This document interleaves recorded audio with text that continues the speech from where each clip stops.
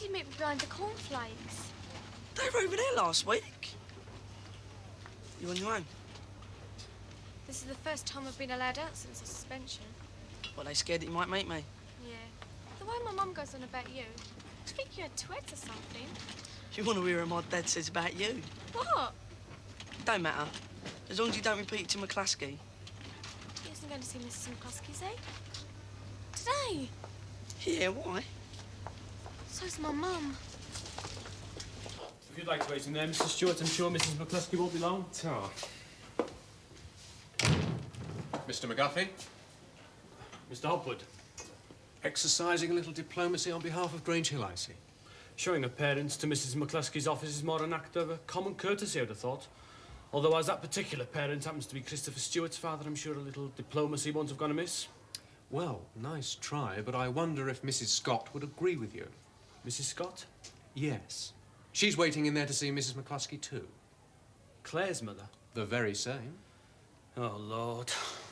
What makes you think I'm any less concerned about the welfare of my child than you are about yours? I suppose you think my boy's to blame, don't you? The look on your face says it all. Well, I'm sure Claire hasn't been brought up to behave like that. Oh, I'm sure she hasn't. What people tend to forget, though, is that girls develop faster than boys. Meaning? Meaning that girls are more forward at that age. And that if anyone made the running, it was probably your Claire. What has your son been telling you? I don't think it'd be too wise to go in there, do you? Thank you for the benefit of your wisdom, but I think I'm the best judge of that, don't you? Look, Christopher and Claire are both in my class. I know their parents. It would be better if I spoke to them.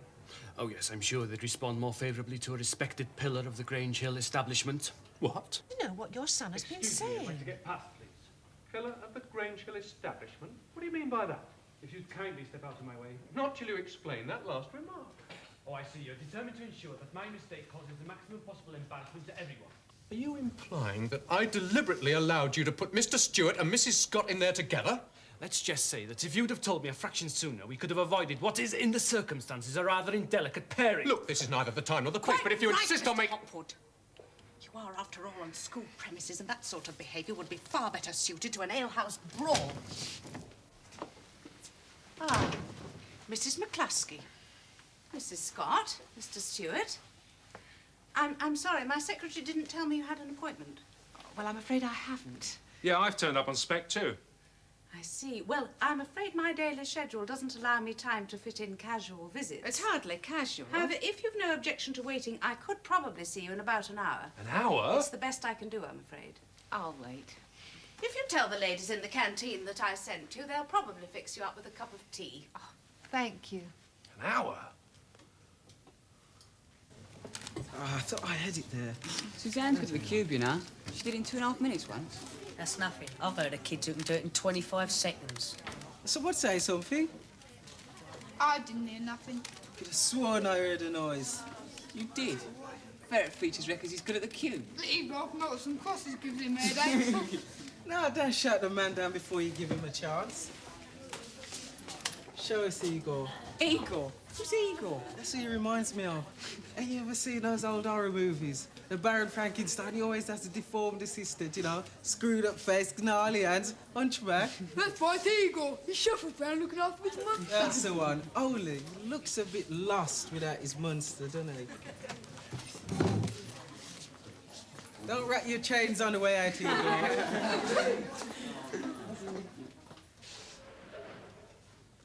Do you mind if I join you?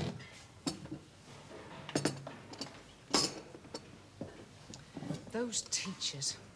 Disgraceful, wasn't it? Well, if the teachers behave like that, what chance have the kids got?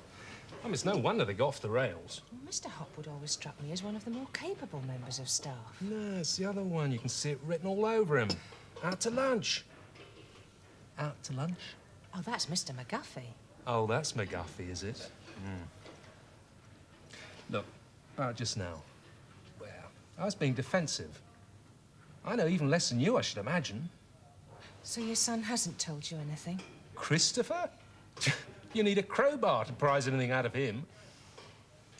Up till a few years ago, Claire and I, we were so close. She used to tell me everything. Not now. Yeah, I know. She'll talk to you if she feels like it, and that's not often. Mine's the same. They make you feel as if you're a constant source of embarrassment to them. Well, I suppose we are. I mean, for a start, we're so old. Why should they listen to us when they already know all the answers? Why indeed?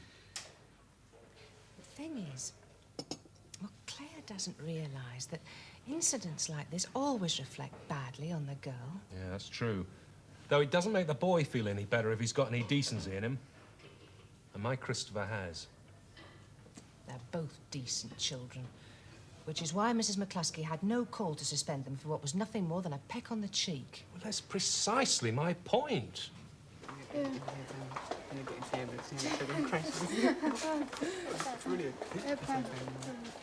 Oh, here you go.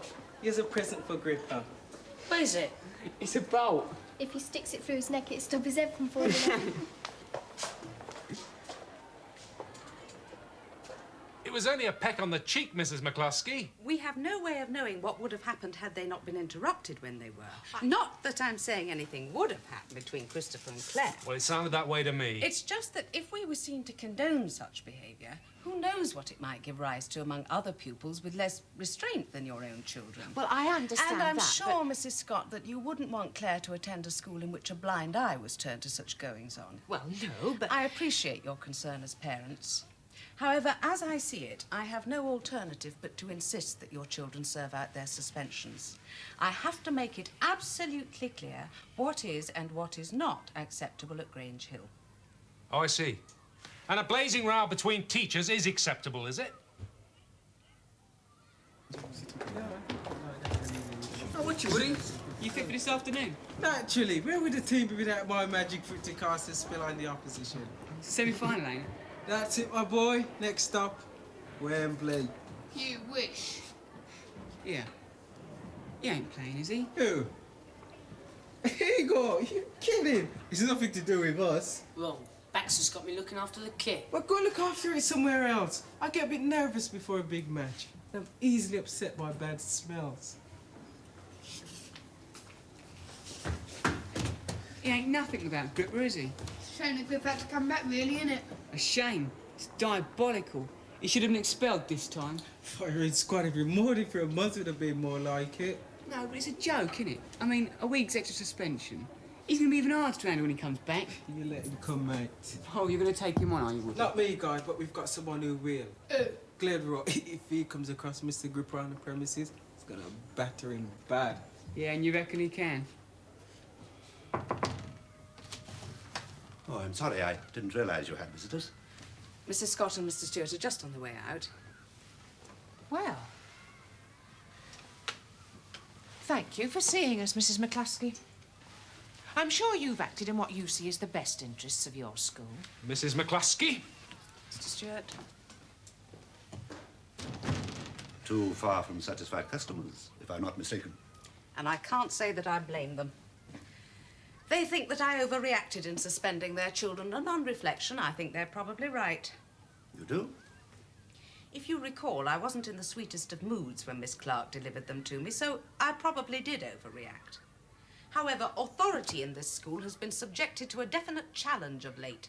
Stebson's activities, the appearance of an underground magazine. This is a delicate time for us all, and I can't be seen to back down in public. But you try telling that to the parents, eh? Especially when they've overheard two of your members of staff having a stand-up row. Mr. Hopwood and Mr. McGuffey. Mr. Hopwood? To be fair, it did seem as though he'd been sorely provoked by Mr. McGuffey. Even so, it's still most unlike Mr. Hopwood to react in such a fashion. Yes, I think I'd better speak to them both, especially Mr. McGuffey. You know, I wouldn't be at all surprised if he was in some way connected with this magazine. That may well be. And if I can locate their paper supply, it would give us a further clue. Oh, hello, Mrs. Scott, Mr. Stewart. Hi, Dwayne. Do you have any luck? No. Nothing short of dynamite will budge that headmistress of yours. Still, they haven't got long to the end of the suspensions now, have they? That's not the point. No. That's not the point.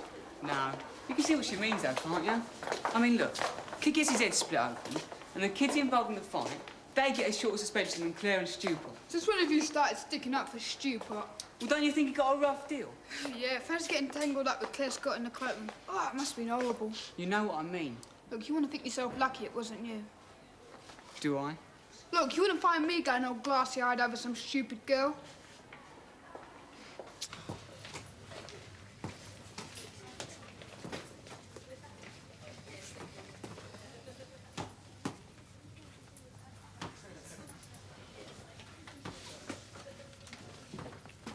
Hey, the turban, tell me something. How come the school allows you to wear it all the time? Suppose they respect my religion. Yeah?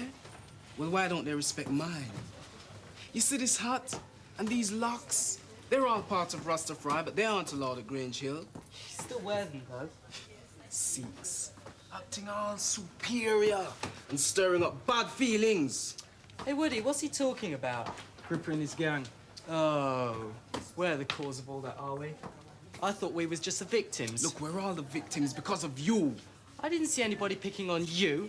Anyway, you try and tell me other black kids didn't know what racial prejudice was until Asian kids came to Grange. Look, I'm just saying that the trouble started when you came. But it's us who have to deal with Mr. Gripper when he gets back. Well, don't worry about that. We can attend to our own defences when Gripper comes back. Hey, you hear me now. The brothers have requested that I personally welcome Mr. Gripper back to Grange Hill. So? So I don't want no interference, right? We are entitled to defend ourselves. What you grinning at, rat face? If you two could both hear yourselves, you'd know what he was grinning at. Good job, Gripper's not even laughing his head off. I mean, why should he bother to pick on black kids when all you've got to do is stick two of them in a room together and they end up fighting each other?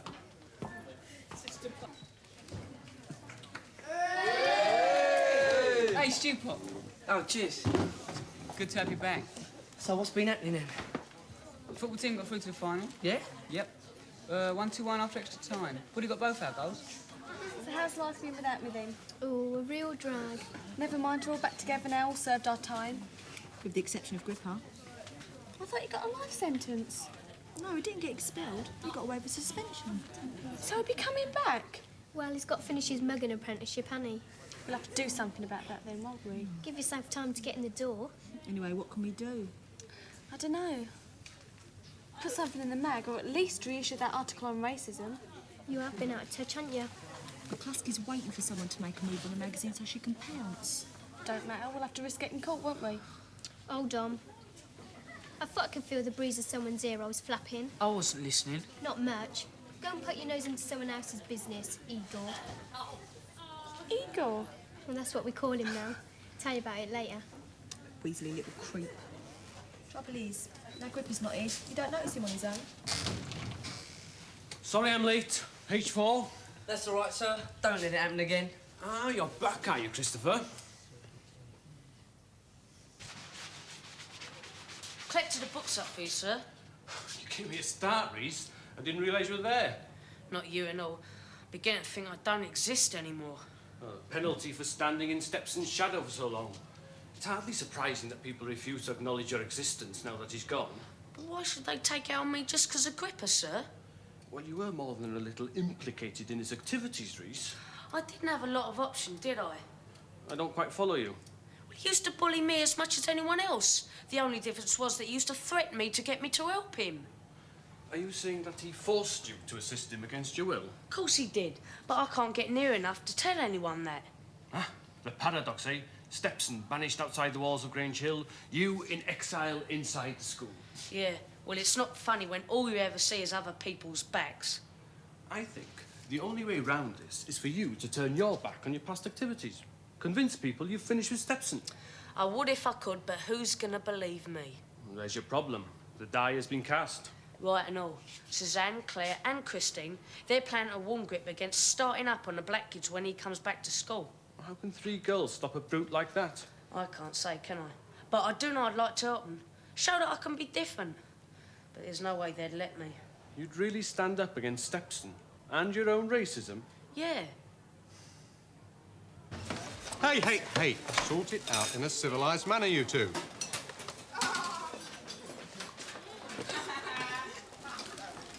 Claire, if you get caught, you'll be expelled this time. And with Suzanne's past record, that means she'll be out with you. We'll have to be careful then, won't we? There's no way that we can be careful enough. McCluskey's got us well under observation. Us and anybody remotely connected with us. All she's waiting for is one wrong move. But we've already got the master proof of that particular issue. Our only problem is getting enough supply of paper over to the print room. But who's going to risk it? Somebody Mrs. McCluskey would never suspect. That's what I'm saying. Who? Mind if I join you? Yeah, be our guest. No, I've come to see someone else, actually. But I thought I'd just take this opportunity to pop over and put in a few words on somebody's behalf. Oh, yeah? Who? Try not to prejudice this boy. His past associations are such that you wouldn't normally want anything to do with him. But that is all in the past now, and I think the least you can do is listen to what he has to say. Who is he? Danny Reese. Hear me out before you faint. He's told me that you have some plans afoot to protest about Stepson being allowed back to Grange Hill. Told you. Big ears. He didn't elaborate. That's as much as I know or wish to know. And I must say that his desire to help seemed genuine. About as genuine as a 40p piece. I think you'd be surprised. Astounded, more the word. Well, I'll leave it with you. He's sitting over there on his own. Surprise, surprise. Please, don't dismiss him too cynically. Denny Reese involved in the magazine. Why not? Who's the last person Mrs. McCluskey'd suspect? Think about it. I mean, Scruffy could be right. It could be genuine. Denny Reese? I don't believe it. He's desperate. He's been wandering around like a lost soul with that gripper, trying to worm his way around anybody who'll have him. But we'll have to tell him about our paper supply, where we print the magazine, everything. Oh, don't worry about that. He wouldn't dare double-cross us without his lord and protector tied behind. And think about it. When Gripper does come back, think of how he'll feel when his own right-hand man has been helping us to put him down. Call him over. Oi. I still don't like it. I know that this, as you probably say, is not the time or place. Yes, that's exactly what I would say, Sir Major. Put the bottle down, Patterson. Look, I quite understand your attitude, but I'd just like to say that the accusation I made against you was grossly unfair. I know that had it been possible, you'd have prevented the meeting between Mr. Stewart and Mrs. Scott. All I can offer in defence of my conduct is that I was under some pressure at the time. I'd be grateful if you'd accept my sincere apologies. I'll repeat that in public, if you like. Don't do it, Orpington. You're a big boy now. Well, you can't get much more public than this place. But I would like us to talk later. Yes, of course. Over a pint? You're on. I don't feel right with him sitting here. Everybody's looking at us. Christine, no one's looking at us. Now, do you understand what you've got to do? You hand the paper to me, and I snug it over till we print up the magazine. I still don't think we ought to tell him where that is. How can he deliver it if we don't? All I want is a chance. All right. But make sure you keep well out of the way of any teachers. I ain't silly, you know. No. Well, just so you remember, you let us down this time, and there won't be a second chance. Oh, Claire. Yeah.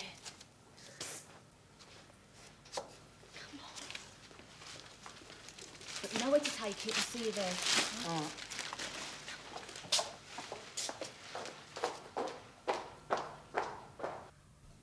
He should have been here by now. Maybe he's taken the pretty route.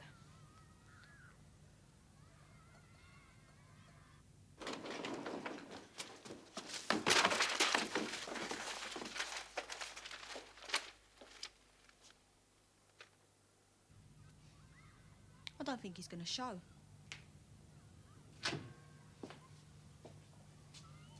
Waiting for somebody.